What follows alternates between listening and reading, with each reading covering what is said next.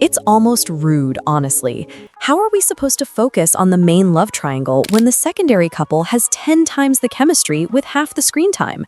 Today, we're leaning into that obsession and looking at 14 times the second leads didn't just support the story, they hijacked it. Let's kick things off with a 700-year-old former fox and the most pure-hearted, easily flustered college student to ever exist. 자기야, 춥지? 자기? 그래, 자기. Hae-sun has been alive for centuries. She's seen empires rise and fall, and yet somehow modern dating slang completely undoes her. There's something so funny and weirdly charming about watching someone that ancient try to decode what ghosting means, while Jae-jun just stands there, equal parts confused and completely smitten. Their whole lost in translation dynamic was low-key the funniest ongoing joke in the show. And here's the thing about Jae-jun. Yes, he's a pushover. Absolutely. Zero spine when it comes to Hae-sun. But it works because he's not weak. He's just genuinely enchanted by her. Watching him fall for someone who initially views him like a fascinating little science experiment was peak comedy. Their dating contract phase? Iconic in the most chaotic way possible. While the main couple was busy sorting out ancient supernatural curses, I was just refreshing the screen waiting for these two to have another awkward, adorable interaction. The main plot could have waited, honestly. On Jung-wan and Jang Gyo-ol, Hospital Playlist. 안 돼요, 교수님. 그럼 우리 바로 들켜요. 안 들켜. 병원 밖에서도 교수님이라고 부르면 어떡해. The Winter Garden Couple. The slow burn to end all slow burns. If you watched Hospital Playlist in real time, you know what it felt like to sit through entire episodes waiting for Jung-wan to just look at Gyo-ol the way she clearly wanted him to. And instead, we kept getting scenes of him earnestly considering the priesthood. The priesthood! I remember yelling at my screen like he could actually hear me. But here's what made them work. It was never about grand gestures or dramatic confrontations. It was about small things. A shared meal in a hospital corridor. The way he started noticing what kind of coffee she drank without her ever mentioning it. When Jung-won finally has his realization that maybe his calling doesn't actually require him to give up everything else, the shift in his whole energy is so quiet and so earned. Hospital Playlist is genuinely one of the best ensemble dramas ever made. But for me, the heartbeat of the romance was always these two. That payoff hit different because we waited so long for it. Joo-man and Sol-hee fight for my way. 인연을 만났는데 어떻게 식당에서 눈만 쳐다보고 있어. 좀 편해지고 무뎌지고 그러는 거지. 무뎌졌어? 서라고 말꼬리 좀 안 잡을 수 없어? 나도 지친다고. 지쳐? 아니, 대체 뭐가 지쳐? Okay, deep breath. This one doesn't steal the show in a fun, light way. It steals it because it cuts a little too close to real life. While the main couple is doing their adorable childhood friends to lovers thing, Joo-man and Sol-hee are out here giving us a genuinely uncomfortable look at what happens when a long-term relationship starts to quietly fall apart. Not explosively, just slowly, like something going stale. Sol-hee spent years being the kind of girlfriend who rearranged her entire life around someone who was, let's be honest, taking her completely for granted. Her arc from I'll do anything for this relationship to actually, I choose myself was the most compelling character journey in the entire series. More compelling than the leads, in my opinion. And Joo-man, look, I had a whole rant prepared for him every single week. Not technically cheating is not the defense you think it is, my guy. Their ending wasn't a neat bow, and that felt right. Some stories don't resolve cleanly, and this show was brave enough to let that be okay. Na-eun and Won-jun, Love to Hate You. Love to Hate You had a lot of chaotic energy swirling around its main couple, which was great, but Na-eun and Won-jun were doing something completely different in the corner, and I appreciated it so much. Na-eun is the best friend archetype done right. Loyal, a little cynical, zero patience for nonsense, but also absolutely hopeless when someone genuinely charming shows up. Won-jun, the talent manager who has genuinely seen everything this industry can throw at a person, meets her and just can't stay professional. It's delightful. What I loved most was that their romance didn't feel engineered for the plot. It felt like two people who clicked naturally while dealing with their much more dramatic friends. They skipped about 3 stages of the usual K-drama relationship timeline and went straight to, we're adults, we like each other, why are we making this complicated? And then made it a little complicated anyway, but in an endearing way. Won-jun trying to maintain his very serious professional composure while clearly, obviously, desperately wanting to be around her. That's the content I'm here for. So many of you asked about this mug. It's officially my designated binge watch cup. I truly believe the small things make the biggest difference in our daily rituals. If you love this soft aesthetic as much as I do, you can find this mug and the rest of the collection in our shop. Treat yourself to something that makes your coffee break feel like a scene from a drama. Cha Juik and Na Ji Na, Doom at your service. Do-wan은? 왜 여기 있어요? 몰라요. 언제부터 이러고 있었는데요? 모르겠어요. 내가 안 나타났으면 어쩌려고. Can we talk about the umbrella scene? Because I think about it more than I probably should. Cha Juik is the kind of character who communicates entirely in meaningful silences, and one perfectly timed sentence that somehow completely dismantles whatever emotional wall you've built. Lee Soo-yuk has this presence that makes every glance feel like a statement. Paired with Kang Han-na, who brought this raw, searching energy to Gina, a writer trying to find her own voice, the two of them created something genuinely electric. Their storyline was tangled up in a complicated love triangle involving the past, which could have been messy, but honestly, the chemistry between these two was so strong that the competition never really felt like competition. I'll be honest, I was scrolling through episodes specifically to find their scenes. Gina's journey as a writer whose life feels like it's been edited by someone else, and Joik's quiet, deliberate presence as the person who actually sees her. It was moody and aesthetic, and just angsty enough to be addictive without becoming exhausting. Yoon Chan-young and Lee Bo-na, the Heirs. 야 윤찬영 너 어떻게 연락 한 번 안 할? 윤찬영 너 정말 이럴 거야? 네가 어떻게 나한테 이래? 야 윤찬영! 아 다리가 부러질 것 같아. 피가 많이 나고 있어. If you watched The Heirs back in the day, and you remember exactly 2 sane people in that entire high school, it was these 2.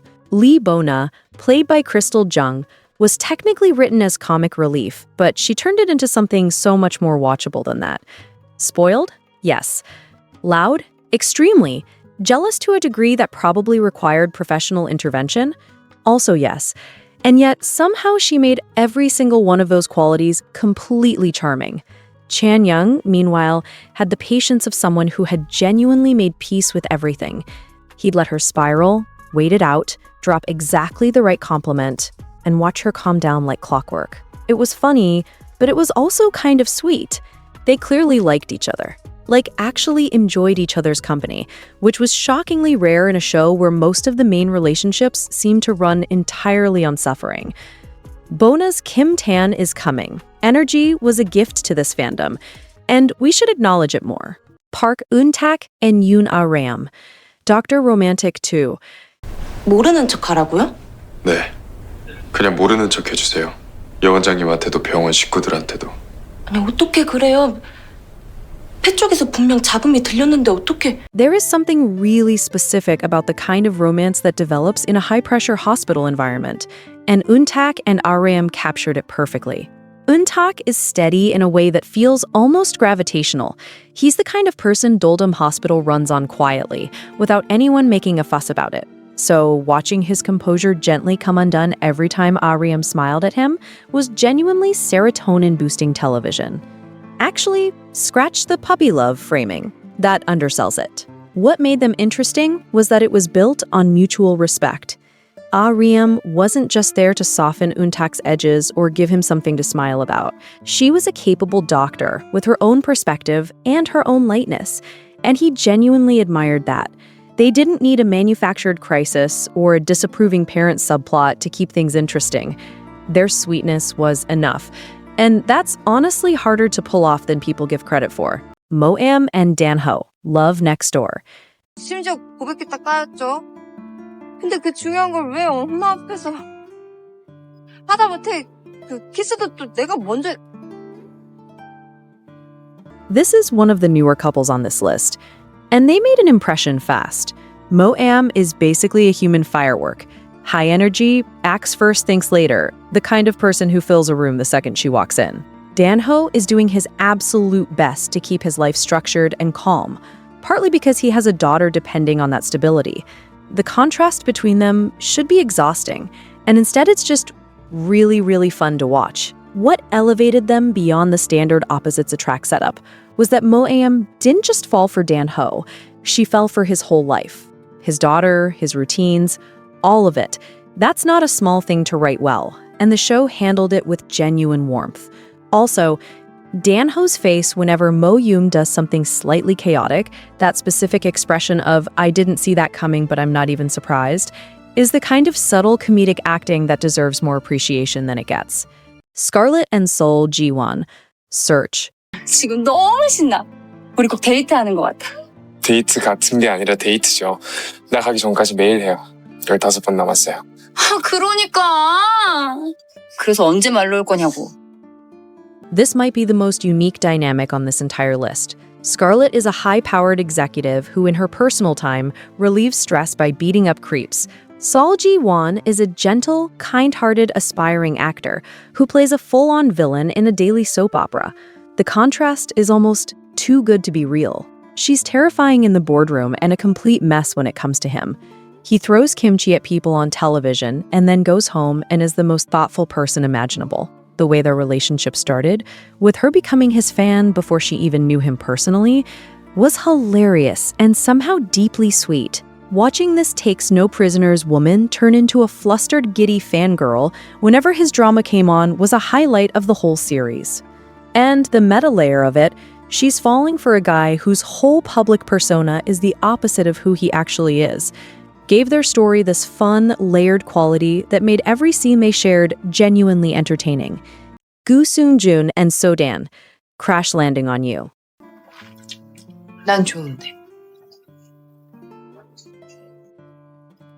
뭐가 좋은데요? 라면이?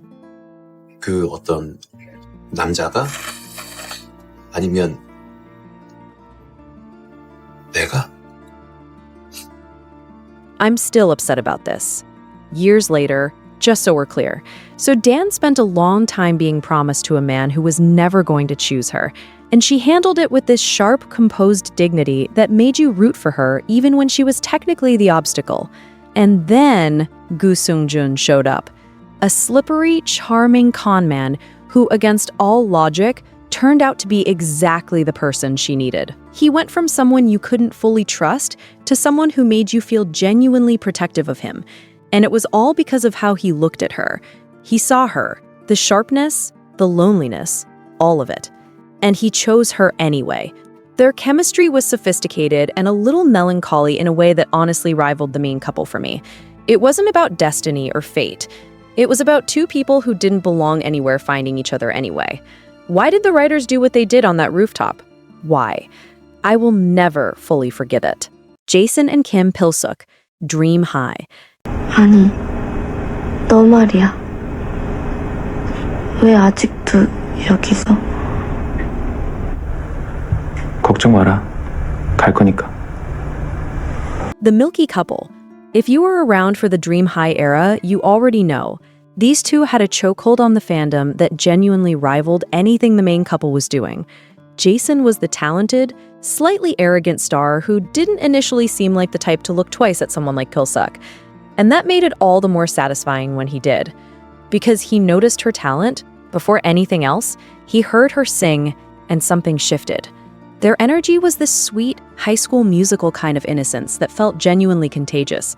The weight loss storyline around Pil-suk's arc hasn't aged perfectly, and that's worth saying, but the affection between them always felt real and kind, which saved it. The locker scene alone sent the fandom into a collective spiral. They were the underdogs rooting for each other. And in a show literally called Dream High, they embodied that title better than anyone else in it.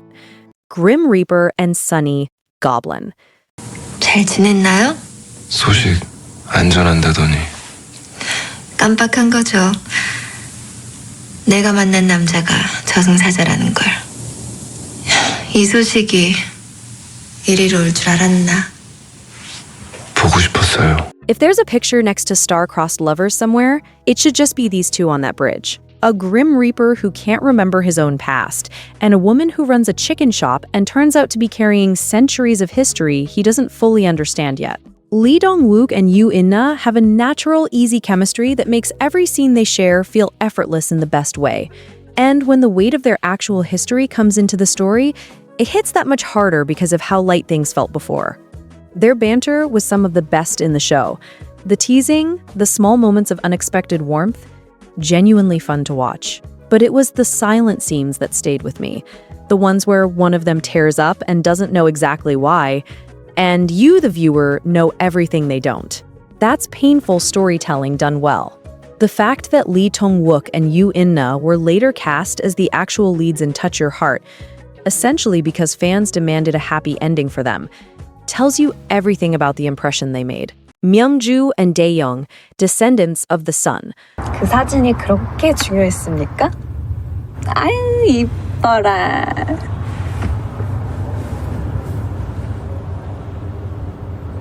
There were weeks watching the show where I genuinely forgot who the main couple was supposed to be. I mean that sincerely. The tension between Myung-jo and Jae-hong, an elite army doctor and a non-commissioned officer with every possible institutional reason to stay apart, was operating on a completely different frequency than anything else in the show. Myung-ju's persistence is the kind of thing that gets written off as too much in real life and reads as completely iconic on screen. She did not care about rank, she did not care about her father's disapproval. She just wanted her person. And Taeyong, doing the most painful, self-sacrificial version of pushing her away for her own good while visibly falling apart inside. That tension was almost unbearable in the best way. Every time they reunited, it felt genuinely earned. They brought the intensity this show promised, and they delivered it with a consistency that honestly put them ahead of the pack. Jin Young-so and Cha Seung-jun, a business proposal. 매일 책상에 앉아있거나 소파에 누워있으니까 저질 체력돼서 피곤하죠. 앞으로 나랑 운동해요. 다음에 신발도 이런데. 그럴 줄 알고 제가 준비했어요. 에? 뭘 준비? These two redefined what a second lead couple can do in a show.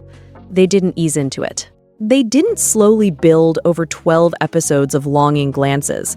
They just showed up and immediately had more chemistry than most main couples get across an entire series. Youngse is chaotic and wealthy and completely unbothered by social norms in a way that's deeply fun to watch. Seung-jun, the impossibly composed professional assistant, spends most of their early scenes losing a battle with himself that he clearly already knows he's going to lose. What set them apart was the sheer fun of it. There was no unnecessary suffering, no manufactured misunderstanding stretched across 5 episodes. They went for it, and watching Seung-jun let his guard down, genuinely, visibly, felt like a reward. The audience response was so strong that they basically became the couple the internet talked about more than the actual leads. If you finished a business proposal without wanting a full spin-off series just about their life together, I have questions for you. Now, I want to hear from you. Who did we miss? Because I know there's at least one couple you'd go to bat for that didn't make this list. Drop them in the comments, and if you're in the mood for more K-drama content, go check out our last video, 15 Most Beautiful Korean Actresses of 2025.